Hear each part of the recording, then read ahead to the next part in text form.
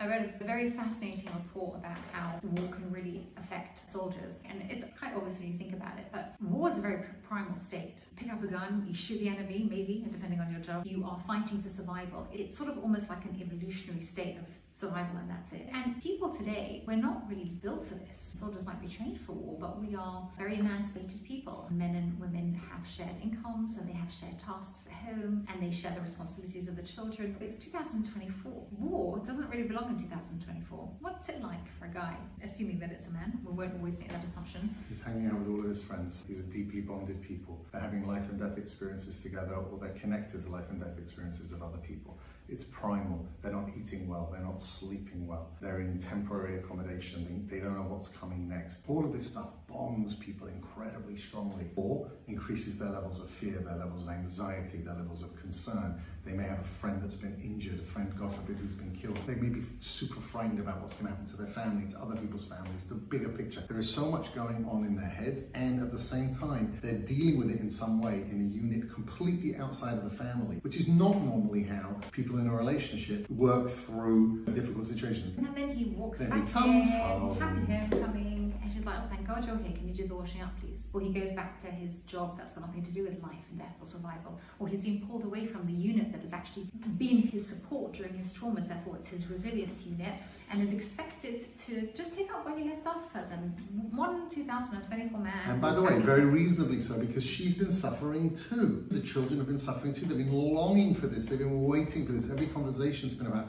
when you come home, it's going to be so beautiful. It's going to be so amazing. And this person's going to walk back into the door, and he could be fine. He could be not fine. He could be fine today and not fine tomorrow. He may be able to handle emotional intimacy immediately because he's been craving it. He may have had to shut that down so hard in order to deal with everything there that it doesn't just switch back on. Physical intimacy, same thing. Oh, let's just pretend everything's okay. You don't know what's going through the guy's head, what he's seen, what he's heard. There's all kinds of things going on. Vice versa for the female in this situation. The soldier may come home, he may be expecting all kinds of beautiful homecomings, and she's just been dealing with a total nightmare plus the fear of his dying, and may not be ready for emotional intimacy, physical intimacy either. There's so much stuff going on over here. We can break all of these things down. Just start with that. Start with the idea that this guy comes home and he's not at all in the mindset to go back into what he considers to be menial. He doesn't want to hear talk about the children. He's thinking life and death. He's thinking of his friends who might still be out there. He might even be craving to go back because it gave him such a sense of purpose and meaning and belonging. And she's like, what do you mean you're checking your phone to see if they called you back? Do you want to go back? How does the soldier tell his wife who's been waiting for him for 3 months? There's a part of me that she doesn't want to be here. I want to go back so I can be in that high place of purpose and testosterone and mission. There's so many little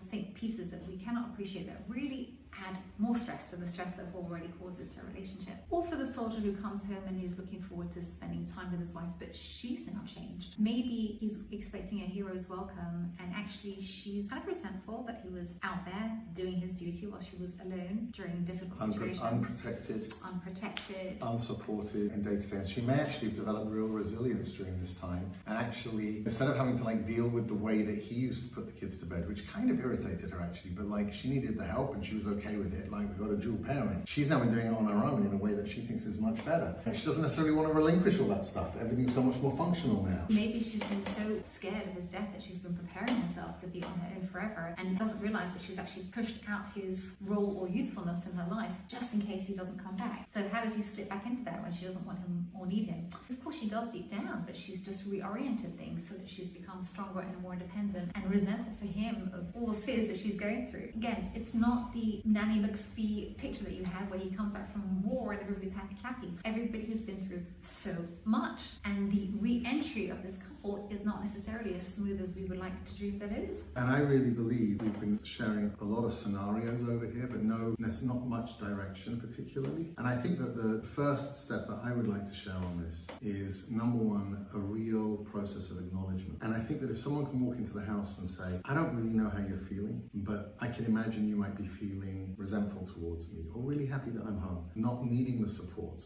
desperately needing the support, really needing help and not wanting to put upon me because you know I've just been through hell. I might really want to be helping you, but I just haven't got it in me right now because I'm so exhausted and I'm so scared and I'm so relieved and I'm so confused. Talking out what each other feels in an environment of love. And again, we've been talking here about soldiers and war, but I truly believe that this belongs in the diaspora as well. People are going through hell. No one knows what's going to be. No one knows how unstable things are going to get. No one knows.